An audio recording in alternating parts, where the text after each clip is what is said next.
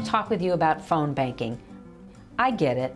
Phone banking can be a little scary and intimidating because you don't like talking with strangers. But think about when you were a kid, out trick-or-treating. You were afraid to knock on the doors of people you didn't know.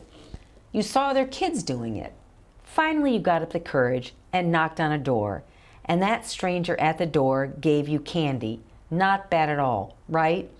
That's kind of similar to phone banking. You're calling people you don't know, and the reward is obviously not candy, but a voter you chat with about your candidate.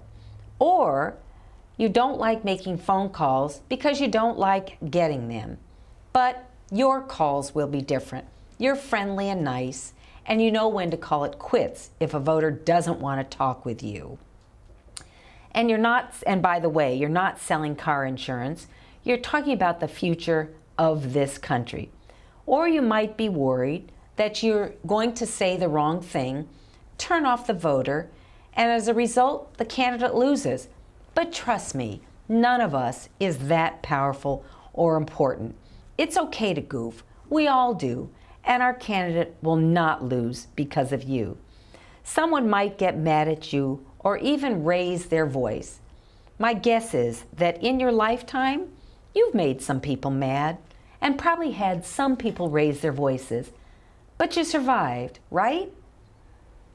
Another example, a voter doesn't like your candidate. The numbers are disconnected or there are wrong numbers, but that's okay. Every call is a good call. Why? Because you're helping to clean up the voter files, and that helps the campaign. During the final days of the campaign, we make calls and knock on doors of only those voters who have told us they will support our candidate. This is called Get Out the Vote, or GOTV. Your calls have laid the groundwork for GOTV. Now let's talk about some examples of calling voters. But don't worry, you'll have a script to follow and information about your candidate when you actually make the calls. Here's an example of a voter who supports your candidate. Hello. Hi, may I speak with Shirley, please? This is Shirley. Hi, Shirley. I'm Karen, a volunteer with the Harder campaign. Can I count on your support for Josh Harder? Sure. Yeah, I like him.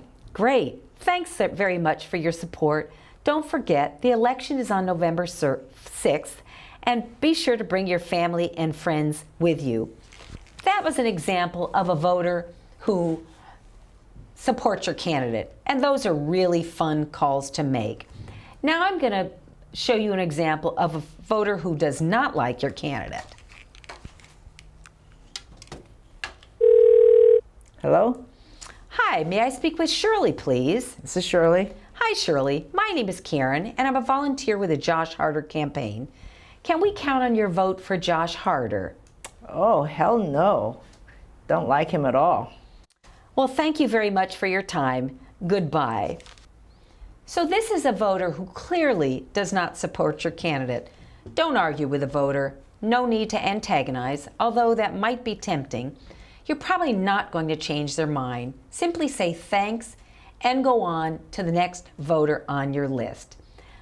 The next voter that you're calling is somebody who is undecided or knows nothing about your candidate. Hi, may I speak with Shirley, please? Yes, speaking. Hi, Shirley. My name is Karen. I'm a volunteer with the Josh Harder campaign. Do you know who Josh Harder is? No. Who are you talking about?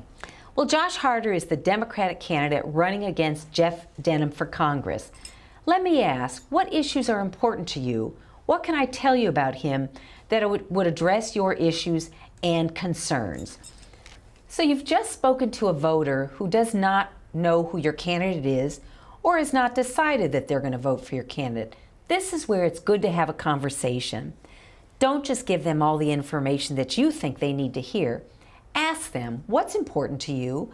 What concerns do you get? And don't worry, you'll get asked a question that you may not know the answer to.